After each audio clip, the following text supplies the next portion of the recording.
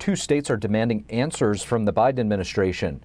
Their lawsuit unveils direct communications between the government and big tech companies. Here's NTD's Iris Tao with what they found and why they say it's a coordinated effort to censor free speech. More pressure on a Department of Justice already under fire. In a Wednesday statement to the court, attorney generals from Missouri and Louisiana are demanding the DOJ turn over communications between top-ranking officials and big tech companies. That comes after their lawsuit, first filed in May, forced the DOJ to turn over emails showing dozens of federal officials communicating with platforms about what's seen as misinformation. So what the discovery has revealed is a really massive coordinated effort between the federal government and big tech to censor the speech of Americans who disagree with the government on various topics. COVID is a big one, also the election, the Hunter Biden laptop story. Janine Eunice, an attorney representing private plaintiffs who also joined the lawsuit, tells NTD that a discovery shows the White House and agencies pressuring tech companies to censor unfavorable topics. Now, what keeps happening is as we learn more information, we keep finding more and more people are involved. This is larger and more sweeping than anybody ever knew. In one of the uncovered emails, a Facebook official in 2021 wrote to the Surgeon General, quote, "Our teams met today to better understand the scope of what the White House expects from us on misinformation going forward." So government officials talking to social media companies about misinformation, how is that a problem? That's an issue because it implicates the First Amendment. So the First Amendment prohibits the government from creating laws or being really involved in policing the speech of Americans. When the government is using tech companies to do that, that's effectively state action. The government can't just use private actors to do what it can't do directly. While the DOJ has turned over communications by some federal officials, the suing states say the DOJ is refusing to reveal ones involving the highest-ranking officials. The Missouri Attorney General said on Thursday they're asking the DOJ to produce those records and that they're just getting started. Reporting in Washington, D.C., Iris Tao, NTD News. Governor Greg Abbott said Wednesday that Texas is now busing illegal border crossers to Chicago, along with New York City and Washington, D.C. Abbott said that Chicago Mayor Lori Lightfoot loves to tout that her city welcomes illegal immigrants. Lightfoot's office accused Abbott of having no shame or humanity. Both D.C. and New York mayors have complained that they lack resources. D.C. Mayor Muriel Bowser has called it a humanitarian crisis and twice asked President Biden to send in the National Guard. Her requests were denied. By sending buses to sanctuary cities, Abbott says he hopes to make a point about the impact of Biden's, quote, open border policies. They are seeing the chaos that has been caused by the Biden administration. Well, I got news for New York. I got news for Washington, D.C., as well as the rest of the country. We are not done yet. There are more cities on our list. Abbott is also trying to provide relief to overrun border towns. The governor plans to keep the buses running until the president secures the border. The border crisis is not the only issue affecting Texas. The Lone Star State is known for its energy production, but as energy policies become more restrictive, the state is faced with massive challenges. We sat down with Texas Congresswoman Beth Van Doyen. Congresswoman, I want to ask you, Texas is obviously a big energy producing state. How have the policies of the Biden administration affected the people of Texas? Well, you know, you think about it, it's not just the direct energy companies. It's all the indirect, tangential companies as well. It has affected them in a really disastrous manner, as it has people from across the country. You know, if you're looking at the industry itself and how the Biden administration policies have basically demonized that entire industry, layers upon layers of regulation, warning banks don't do business with these companies because they're not going to be in existence in 10 years. Not to mention the fact that what it's sending to the rest of the world. You know, 2 years ago, we were energy independent. You know, regulations were going away. You know, they were being much more streamlined, and we were a very attractive energy market. And not only were we able to provide for the needs of our country and for our state, but also for the needs of other countries. So we were be able to have that kind of influence without even having to use our military. And now it's disastrous policies, and not to mention the fact that everybody's paying more at the pump. Paying so much more at the pump, which affects anything that you purchase, any service that you buy. And the working families that have to drive the longest distance to get to their jobs are suffering. So how much of the energy crisis has to do with the war that we're seeing in Ukraine?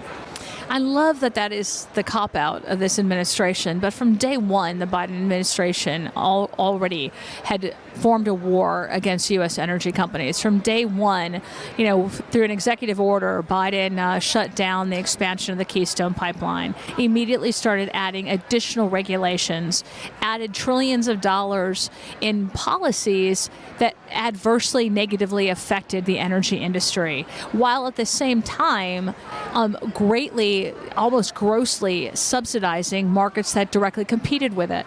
We look in Texas, for example. We look at our grid here, third largest in the country. We have already had 25 different records that have been set from this hot summer already. If we had relied solely on renewable energies, over half of the state during peak times would have been in a blackout. 37% of our energy use in Texas is renewables.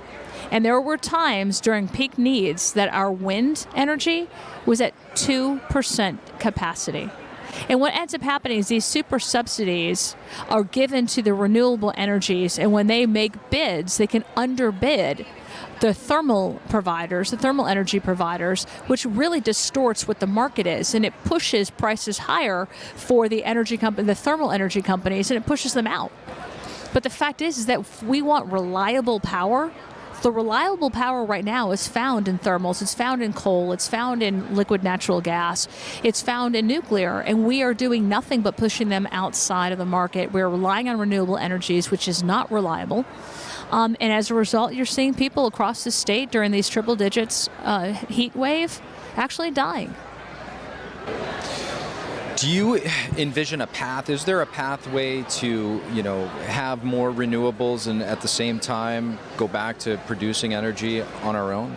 It's absolutely imperative that we have diverse forms of energy. I don't think anybody's disagreeing with that. But the fact is that you are using taxpayer dollars to cripple the energy industry. We will never be dependent 100% on renewable energies. It will not happen.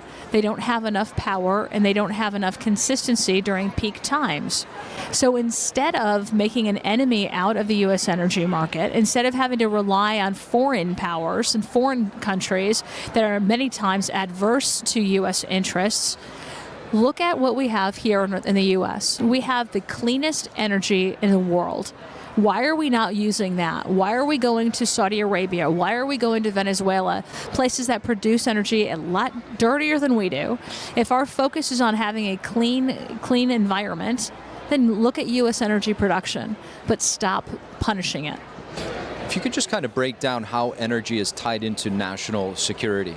Well, look at basically, in order to be able to have manufacturing, in order to be able to have any kind of industry, you need to have reliant, resilient, and affordable energy.